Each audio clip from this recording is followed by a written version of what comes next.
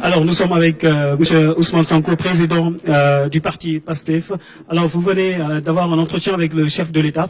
Dans un contexte marqué par la propagation du Covid-19, le président de la République a pris d'importantes mesures allant dans le sens de lutter efficacement contre ce Covid-19.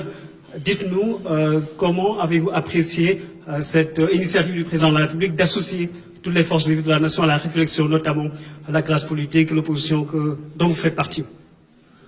Oui, nous sommes venus répondre à cette invitation parce que nous considérons que les moments que nous vivons sont particulièrement graves et qu'ils doivent appeler de chacun de nous au sens de la responsabilité et surtout du dépassement par rapport aux convictions que chacun d'entre nous peut avoir.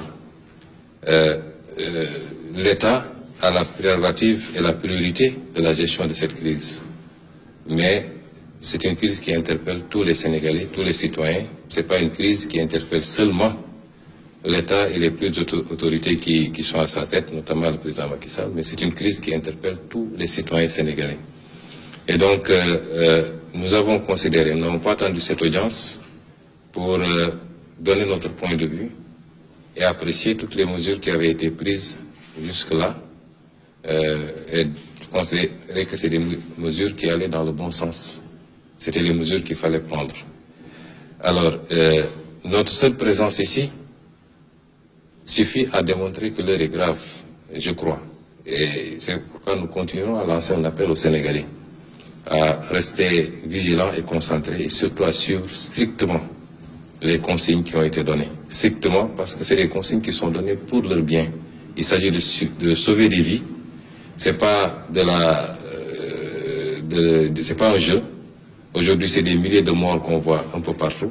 Et ça n'épargne ni Premier ministre, ni président, ni chauffeur de taxi. Tout le monde est exposé à cette maladie. Donc, il est important que tous les Sénégalais le comprennent.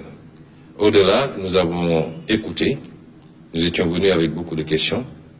Parce que jusqu'à présent, on était dans les mesures d'ordre sanitaire. Hier, on nous a annoncé, parce qu'on est à la phase de l'annonce, un certain nombre de mesures d'ordre budgétaire avec un impact économique et social recherché. Évidemment, on est dans une autre phase de gestion de cette crise.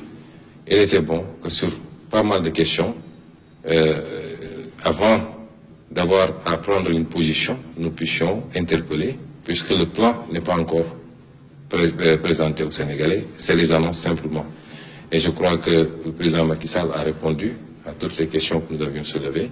Nous allons plus de bonnes notes et nous allons pouvoir fonder notre avis à partir de ces réponses, en attendant que les ministres chargés de l'application de ces décisions nous produisent les plans détaillés. Déjà, que pensez-vous des mesures qui ont été prises par le chef de l'État à l'occasion de son adresse à la nation?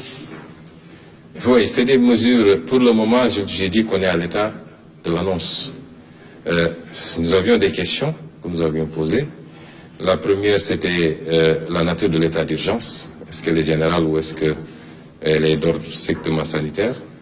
Nous avons demandé au président de la République s'il envisageait d'aller au-delà en invoquant les dispositions de l'article 77 de la Constitution, parce que ça nous interpelle. Je ne vous dirai pas pourquoi maintenant. Nous avons considéré également qu'on n'a pas encore les détails sur qu'est-ce qui va alimenter ce fonds, 1000 milliards. Vous savez, aujourd'hui, nous n'avons pas de marche. La Banque centrale européenne a dégagé une enveloppe de 750 milliards d'euros. Le Fed aux États-Unis a dégagé une enveloppe de 500 milliards, mais la BCEAO ne peut pas dégager d'enveloppe parce que nous avons une contrainte liée à notre monnaie, simplement. Après, qu'est-ce qui reste? C'est de recourir au budget et reconnaître tous qu'il va falloir qu'on creuse le déficit. Il faut recourir au FMI, droit de tirage spéciaux. Peut-être on a 150 milliards à tirer là-bas, peut-être la Banque mondiale. Mais ensuite, il faut réorganiser notre budget. Mais nous voulons voir tous ces détails. Il faut de l'argent pour gagner une guerre. Il faut chercher cet argent. Nous avons été rassurés que l'argent, nous l'aurons. Après, où va cet argent? C'est aussi important. Il ne faut pas que cet argent soit dépensé simplement à acheter des 4x4 pour des soi-disant structures qui vont lutter contre le virus, ou bien que dans l'allocation de cet argent-là, ça profite à quelques lobbies et que ça n'aille pas vraiment à la gestion de la crise. Ça, c'est extrêmement important. Et c'est un plan détaillé qui nous permettra de voir. Déjà, j'ai dit carrément au président que je ne suis pas d'accord avec les mesures fiscales du moins. Les mesures d'annulation de dette fiscale, surtout quand c'est fait de manière généralisée, ne sont jamais de bonnes mesures. Vous ne pouvez pas mettre dans le même panier ceux qui ont carrément commis des crimes fiscaux, notamment collecter de la TVA et ne pas la reverser, ou collecter de l'impôt sur les salaires et ne pas reverser, avec ceux qui peut-être ont commis des erreurs de bonne foi, c'est des questions d'interprétation, etc., etc. Mais nous avons considéré qu'il est plus pertinent de demander simplement un moratoire, de repousser le paiement de ces dettes fiscaux, puisque nous-mêmes, d'après ce qui m'a été dit, nous allons demander aux bailleurs de nous octroyer un délai pour le paiement de notre dette, plutôt que de procéder à l'annulation d'une dette, pour que ça aille simplement dans des poches et non pas dans la lutte réellement contre la pandémie ou la relance de l'économie. Ça, c'est les problématiques que nous avons posées. Nous avons considéré que les 50 milliards alloués aux mesures sociales nous semblent assez, notamment si vous avez une enveloppe de 1000 milliards, vous connaissez la situation du pays. Je crois qu'il faut envisager mettre un peu plus. Nous n'avons pas entendu de mesures pour les salariés, par exemple, également. Il n'est pas question pour nous de dire, oui, les gens ne vont pas payer ceci ou cela. Il y a beaucoup de choses qui se disent, on ne paye pas le loyer, on ne paye pas l'eau, on ne paye pas l'électricité. On n'est pas à ça, puisqu'on n'a pas prononcé une mesure de confinement. Les gens peuvent continuer plus ou moins à vaquer à leur occupation, mais il faut envisager des mesures pour accompagner ces pans, parce que beaucoup de gens dépendent de ces salariés. Et nous avons également abordé des préoccupations, toujours par rapport à l'utilisation de cette enveloppe et surtout au contrôle de cette enveloppe.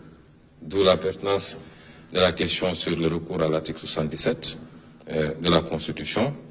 Nous considérons qu'il faut absolument, évidemment, nous sommes en crise, ça justifie cette solidarité et qu'on mobilise les fonds, mais en aucun cas, il ne faudrait qu'un seul franc destiné à ce combat se retrouve ailleurs que de droit.